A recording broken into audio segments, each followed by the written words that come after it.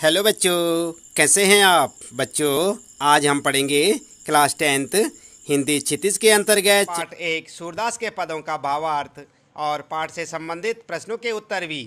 तो चलिए शुरू करते हैं। सबसे पहले पाठ का भावार्थ इन पदों की पंक्तियों के साथ। जैसे कि आप यहाँ पर देख सकते हैं पद, और यहाँ पर आप देखें, उधो तुम हो अति बड़ भागी, अपरस रहत स्नेह तगाते, नाहिन मन अनुरागी, पुरीन पात रहत जल भीतर। यहाँ पर ध्यान दें आप, पुरीन का मतलब होता है कमल। तारस देह न तागी, ज्यों जल माह तेल की गागरी, बूंद न ताको लागी, प्रीत नदी में पावन बोरियो दृष्टि न रूप परागी। और सूरदास अबला हम भोरी, गुरु चाटी ज्यों पागी। और चाटी का मतलब होता है यहाँ पर चीटी। तो आइए जानते हैं यहाँ पर इसका जो है भावार्थ। इन छंदों में गोपियाँ उद्धव से अपनी व्यथा कह रही हैं। वे उद्धव पर कटाक्ष कर रही हैं, क्योंकि उन्हें लगता है कि उद्धव तो श्री कृष्ण के निकट रहते हुए भी उनके प्रेम में नहीं बंधे हैं। गोपियाँ कहती हैं कि उद्धव बड़े ही भाग्यशाली हैं, क्योंकि उन्हें कृष्ण से जरा भी मोह नहीं है। उद्धव के मन में किसी भी प्रकार का बंधन या अनुराग नहीं है, बल्कि वे तो कृष्ण के प्रेम रस से जैसे अछूते हैं। वे उसे कमल के पत्ते की तरह हैं, यानी कि वे उस कमल के पत्ते की तरह हैं जो जल के भीतर रहकर भी गीला नहीं होता है।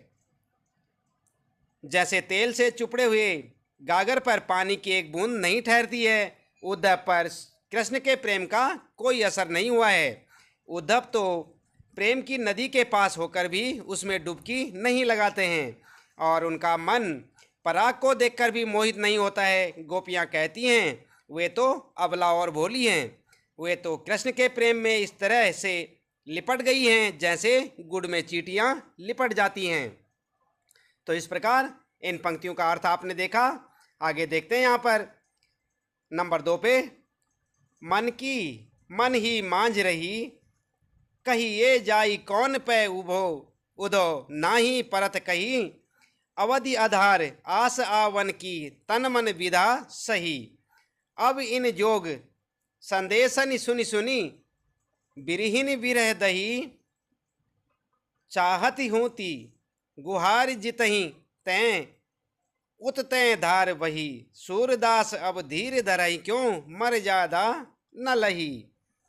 तो इसका अर्थ होगा, इस छंद में गोपियां अपने मन की व्यथा का वर्णन उद्धव से कर रही हैं। वे कहती हैं कि वे अपने मन का दर्द व्यक्त करना चाहती हैं, लेकिन किसी के सामने कह नहीं पाती, बल्कि उसे मन ही दबाने की कोशिश करती हैं। पहले तो कृष्ण के आने का इंतजार में उन्होंने अपना दर्द सहा था, लेकिन अब कृष्ण के स्थान पर जब उद्धव आए हैं तो वे तो अपने मन की व्यथा में किसी योगिनी की तरह जल रही हैं। वे तो जहाँ और जब चाहती हैं कृष्ण के वियोग में उनकी आंखों से प्रबल अश्रुधारा बहने लगती है। गोपियाँ कहती हैं कि जब कृष्ण ने प्रेम की मर्यादा का पालन ही नहीं किया तो फिर गोपियाँ क्यों धीरज धरें। तो इस प्रकार से आपने देखा अर्थ। आइए पढ़ते हैं यहाँ पर, हमारे हरिहारिल की लकड़ी, मन कर्म बचन नंद नंदन उर, यह दृढ़ करी पकड़ी, जागत सोवत स्वप्न दिवस निसी, कान कान जकरी, सुनत जोग लागत है ऐसो, यूं करुई ककरी। सुतो व्याधि हमको ले आए, देख सुनी न करी, यह तो सूर तिन्हीं ले सौंपो, जिनके मन चकरी। यहाँ पर जो है गोपियाँ कहती हैं कि उनके लिए कृष्ण तो हारिल चिड़िया की लकड़ी के समान हो गए हैं। जैसे हारिल चिड़िया किसी लकड़ी को सदैव पकड़े ही रहता है, उसी तरह उन्होंने नंदन को अपने हृदय से लगाकर पकड़ा हुआ है, यानी कि श्री कृष्ण को। वे जागते और सोते हुए सपने में भी दिन रात केवल काना काना करती रहती हैं। जब भी वे कोई अन्य बात सुनती हैं तो वह बात उन्हें किसी कड़वी ककड़ी की तरह लगती है। कृष्ण तो उनकी सुध लेने कभी नहीं आए, बल्कि उन्हें प्रेम का रोग लगा के चले गए। वे कहती हैं कि उद्धव अपने उपदेश उन्हें दें जिनका मन कभी स्थिर नहीं रहता है। गोपियों का मन तो कृष्ण के प्रेम में हमेशा से अचल है, यानी कि स्थिर है। इसके बाद चौथी पंक्ति यहाँ पर पढ़ते हैं। हरि हैं राजनीति पढ़ी आए, समुझी बात कहत मधुकर के, समाचार सब पाए। एक अति चतुर होते पहले ही, अब गुरु ग्रंथ पढ़ाए। बड़ी बुद्धि जानी जो उनकी योग संदेश पठाए। उधो भले लोग आगे के, पर हित डोलत धाये। अब अपने मन फेर पाई हैं, चलत जो होते चुराए। ते क्यों अनीति करें आपुन, जे और अनीति छुड़ाए। राज धर्म तो यह सूर, जो प्रजा न जाहे सताए। यहाँ पर गोपियाँ कहती हैं कि कृष्ण तो किसी राजनीतिज्ञ की तरह हो गए हैं। स्वयं न आकर उद्धव को भेज दिया है ताकि वहाँ बैठे बैठे ही गोपियों का सारा हाल जान पाएं। एक तो वे पहले से ही चतुर थे और अब तो लगता है कि गुरु ग्रंथ पढ़ लिया है। कृष्ण ने बहुत अधिक बुद्धि लगाकर गोपियों के लिए प्रेम का संदेश भेजा है। इससे गोपियों का मन और भी फिर गया है और वह डोलने लगा है। गोपियों को लगता है कि अब उन्हें कृष्ण से अपना मन फेर लेना चाहिए, क्योंकि कृष्ण अब उनसे मिलना ही नहीं चाहते हैं। गोपियाँ कहती हैं कि कृष्ण उन पर अन्याय कर रहे हैं, जबकि कृष्ण तो राजधर्म पता होना चाहिए। कृष्ण को तो राजधर्म पता होना चाहिए, जो ये कहता है कि प्रजा को कभी भी सताना नहीं चाहिए। तो इस प्रकार से आपने स्टूडेंट जाना यहाँ पर इन पंक्तियों का भावार्थ। अब देखते हैं यहाँ पर प्रश्नों के उत्तर। तो पहला प्रश्न आपकी बुक में, गोपियों द्वारा उद्धव को भाग्यवान कहने में क्या व्यंग निहित है? तो आपका उत्तर होगा, गोपियों द्वारा उद्धव को भाग्यवान कहने में यह व्यंग निहित है कि उद्धव वास्तव में भाग्यवान न होकर अति भाग्यहीन है। वे कृष्ण रूपी सौंदर्य तथा प्रेम रस के सागर के सानिध्य में रहते हुए भी उस असीम आनंद से वंचित है। वे प्रेम बंधन में बंधने एवं मन के प्रेम में अनुरक्त होने की सुखद अनुभूति से पूर्णतया अपरिचित है। इस प्रकार से आप पहले प्रश्न का उत्तर देखें। उद्धव के व्यवहार की तुलना किस किस से की गई है? तो यहाँ पर देखें आप, गोपियों ने उद्धव के व्यवहार की तुलना निम्नलिखित उदाहरणों से की है। गोपियों ने उद्धव के व्यवहार की तुलना कमल के पत्ते से की है, जो जल में रहते हुए भी उससे प्रभावित नहीं होता है। वह जल में रखे तेल के मटके के समान है, जिस पर जल की एक बूंद भी टिक नहीं पाती। स्टूडेंट यहाँ पर तीसरा प्रश्न, गोपियों ने किन किन उदाहरणों के माध्यम से उद्धव को उलाहने दिए हैं? तो आपका उत्तर होगा, गोपियों ने अनेक उदाहरणों के माध्यम से उद्धव को उलाहने दिए हैं। गोपियाँ उद्धव के व्यवहार को कमल के पत्ते के समान बताती हैं, जो पानी में रहकर भी उससे अछूता रहता है। यानी वे प्रेम के मूर्त कृष्ण के संग रहकर भी उसका अर्थ नहीं जान पाए हैं। गोपियाँ उन्हें बड़भागी कहती हैं, जो कृष्ण के संग रहकर भी प्रेम के बंधनों से मुक्त हैं। उन्हें प्रेम के मायने नहीं पता हैं। वे उद्धव के योग संदेश को कड़वी ककड़ी के समान बताती हैं, जो उनसे नहीं खाई जाती, यानी वे उन बातों को नहीं समझ सकती। इसके बाद आपके लिए चौथा प्रश्न, उद्धव द्वारा दिए गए योग के संदेश ने गोपियों की विरह अग्नि में घी का काम कैसे किया?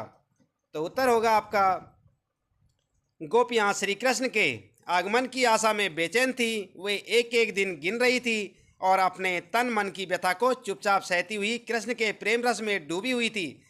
परंतु कृष्ण ने स्वयं न आकर योग का संदेश देने के लिए उद्धव को भेज दिया।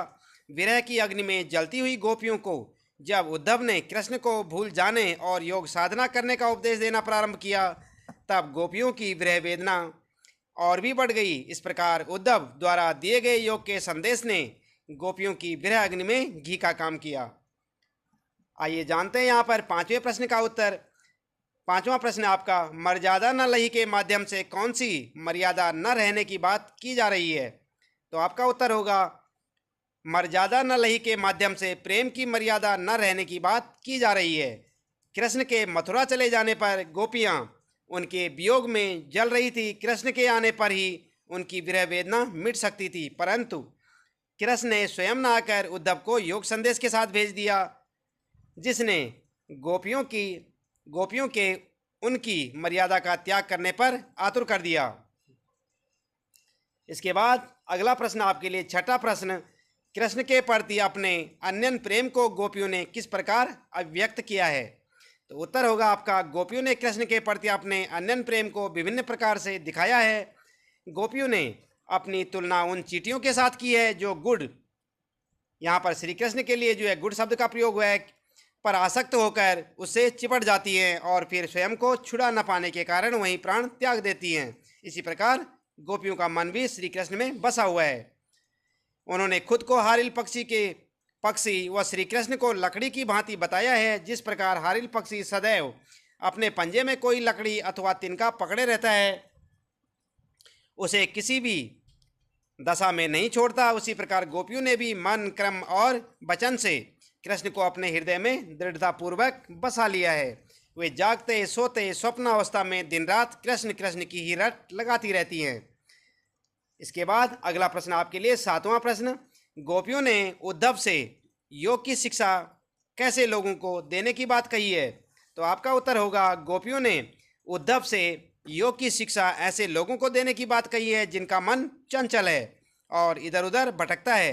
उद्धव अपने योग के संदेश में मन की एकाग्रता का उपदेश देते हैं, परंतु गोपियों का मन तो श्री कृष्ण के अनन्य प्रेम में पहले से ही एकाग्र है। इस प्रकार योग साधना का उपदेश उनके लिए निरर्थक है। योग की आवश्यकता तो उन्हें है जिनका मन स्थिर नहीं हो पाता, इसलिए गोपियां चंचल मन वाले लोगों को योग का उपदेश देने की बात कहती हैं। इसके बाद स्टूडेंट, आठवां क्वेश्चन आपके लिए, प्रस्तुत पदों के आधार पर गोपियों का योग साधना के प्रति दृष्टिकोण स्पष्ट करें। तो आप क्या लिखेंगे? उत्तर होगा आपका, गोपियों ने योग साधना को निरर्थक बताया है। उनके अनुसार यह उन लोगों के लिए है जिनका मन अस्थिर है, परंतु गोपियों का हृदय तो श्री कृष्ण के लिए स्थिर है। वे उनकी भक्ति में पूरी तरह से समर्पित हैं। योग ज्ञान उनके लिए कड़वी ककड़ी के समान है जिसे खाना बहुत ही मुश्किल है। यह ज्ञान गोपियों के लिए बीमारी से अधिक कुछ नहीं है। इसके बाद नौवां प्रश्न आपके लिए, गोपियों के अनुसार राजा का धर्म क्या होना चाहिए? उत्तर होगा आपका, गोपियों के अनुसार राजा का धर्म है कि वह प्रजा को न सताए और प्रजा के सुखों का ख्याल रखे। 10वां प्रश्न आपके लिए, गोपियों को कृष्ण में ऐसे कौन सा परिवर्तन दिखाई दिए जिनके कारण वे अपना मन वापस पा लेने की बात कहती हैं? तो उत्तर होगा आपका, गोपियों को लगता है कि कृष्ण ने अब राजनीति सीख ली है। उनकी बुद्धि पहले से भी अधिक चतुर हो गई है। पहले वे प्रेम का बदला प्रेम से चुकाते थे, परंतु अब प्रेम की मर्यादा भूलकर योग का संदेश देने लगे हैं। कृष्ण पहले दूसरों के कल्याण के लिए समर्पित थे, परंतु अब अपना भला ही देख रहे हैं। उन्होंने पहले दूसरों के अन्याय से लोगों को मुक्ति दिलाई है, परंतु अब नहीं। श्री कृष्ण गोपियों से मिलने के बजाय योग की शिक्षा देने के लिए उद्धव को भेज दिए हैं। श्री कृष्ण के इस कदम से गोपियों के मन और भी आहत हुआ है। कृष्ण में आए इन्हीं परिवर्तनों को देखकर गोपियां अपनों को श्री कृष्ण के अनुराग से वापस लेना चाहती हैं। अपने मन को मतलब श्री कृष्ण के अनुराग से वापस लेना चाहती हैं। इसके बाद स्टूडेंट, 11वां प्रश्न होगा आपके लिए, गोपियों ने अपने वाक चातुर्य के आधार पर ज्ञानी उद्धव को परास्त कर दिया। उनके वाक चातुर्य की विशेषताएं लिखिए। तो उत्तर होगा आपका, गोपियों के वाक चातुर्य की विशेषताएं इस प्रकार हैं। साहसी, गोपियां पूरी तरह से निडर हैं। वह उद्धव को कोसने से परहेज नहीं करती। वह उनके योग साधना के संदेश को कड़वी ककड़ी और बीमारी बताती हैं। व्यंगात्मकता है उसमें। गोपियों ने बड़े ही प्रभावशाली ढंग से व्यंग करती हैं। वे उद्धव को बड़भागी कहती हैं, चूँकि वह श्री कृष्ण के पास रहकर भी प्रेम से अछूते रहे। यह कहकर वह उद्धव का उपहास करती हैं। और स्पष्टता भी है गोपियों के कहने में। वे स्पष्ट शब्दों में उद्धव को बताती हैं कि वे कृष्ण के प्रेम में पूरी तरह से लीन हैं, इसलिए उनके योग संदेश का उन पर कुछ असर नहीं पड़ने वाला है। इसके बाद 12वां प्रश्न आइए जानते हैं। यहाँ पर संकलित पदों को ध्यान में रखते हुए सूर्य के भ्रमर गीत की मुख्य विशेषताएं बताइए। तो उत्तर होगा आपका, भ्रमर गीत की मुख्य विशेषताएं ये हैं। पहला, निर्गुण और निराकार भक्ति से ज़्यादा सगुण और साकार भक्ति को ज़्यादा महत्व दिया गया है। दूसरा, योग साधना का महत्व प्रेम की एक निष्ठा के सामने कम है। और तीसरा, गोपियाँ विरह वेदना झेल रही हैं, चौथा, गोपियों ने सरलता, मार्मिकता, उपालंब, व्यंग्यात्मकता, तर्क शक्ति आदि के द्वारा उद्धव के ज्ञान योग को तुच्छ सिद्ध किया है। अगला, गोपियों ने खुद को हारिल पक्षी व श्री कृष्ण को लकड़ी की भांति बताकर अन्यन प्रेम का परिचय दिया है। इसके बाद अनुप्रास, उपमा, दृष्टांत, रूपक, व्यतिरेक, विभावना, अतिशयोक्ति आदि अनेक अलंकारों का सुंदर प्रयोग यहाँ पर किया गया है। शुद्ध साहित्यिक ब्रज भाषा का प्रयोग हुआ है। इसमें भी संगीतात्मकता का गुण सहज ही दृष्टिगत होता है। इसके बाद बात करते हैं रचना और अभिव्यक्ति की। तो 13वां प्रश्न आप देखें, गोपियों ने उद्धव के सामने तरह तरह के तर्क दिए हैं, आप अपनी कल्पना से और तर्क दीजिए। तो उत्तर होगा आपका, गोपियों ने उद्धव के सामने तरह तरह के तर्क दिए हैं। हम निम्न तर्क दे सकते हैं, जैसे कि प्रेम कर विरह की वेदना के साथ योग साधना की शिक्षा देना कहाँ का न्याय है। अगला, अपनी बात पूरी न कर पाने वाले कृष्ण एक धोखेबाज हैं। इसके बाद, कृष्ण अपने अन्यन प्रेम करने वाले सगों को योग साधना का पाठ क्यों नहीं पढ़ाते। 14वां प्रश्न आपके लिए, उद्धव ज्ञानी थे, नीति की बातें जानते थे, गोपियों के पास ऐसी कौन सी शक्ति थी जो उनके वाक चातुर्य में मुखरित हो उठी। उत्तर होगा आपका, गोपियों के पास उनके मन श्री कृष्ण के लिए प्रेम और भक्ति की अद्भुत शक्ति थी, जिस कारण उद्धव जैसे ज्ञानी को भी उन्होंने अपने तर्कों से हरा दिया। इसके बाद 15वां प्रश्न आपके लिए और अंतिम प्रश्न, गोपियों ने यह क्यों कहा कि हरि अब राजनीति पर आए हैं। क्या आपको गोपियों के इस कथन का विस्तार समकालीन राजनीति में नजर आता है, स्पष्ट कीजिए। तो आप क्या लिखेंगे। उत्तर होगा आपका, गोपियों ने ऐसा इसलिए कहा क्योंकि श्री कृष्ण ने सीधी उनसे प्रेम को भुलाने की बात ना कहकर उन्हें उद्धव द्वारा योग संदेश का माध्यम अपनाने को कह रहे हैं। गोपियों का कथन है कि हरि अब राजनीति पर आए हैं। आज की राजनीति में नजर आ रहा है, आज के राजनीति में नेता भी मुद्दों के बारे में साफ साफ नहीं कहते और मुद्दों को घुमा फिराकर पेश करते हैं। तो स्टूडेंट, इस प्रकार से आपने देखा यहाँ पर सूरदास जो पहला पाठ है आपका क्षितिज के अंतर्गत, उसके पाठ के प्रश्न उत्तर आपने देखे और पाठ का जो है भावार्थ आपने देखा। उम्मीद है कि आपको पसंद आया होगा और अन्य पाठों को देखने के लिए चैनल को सब्सक्राइब करें और लगातार देखते रहें। एक के बाद एक अन्य वीडियो हम यहाँ पर अपलोड करते जाएंगे। आज के लिए इतना काफ़ी है। आपका दिन शुभ हो।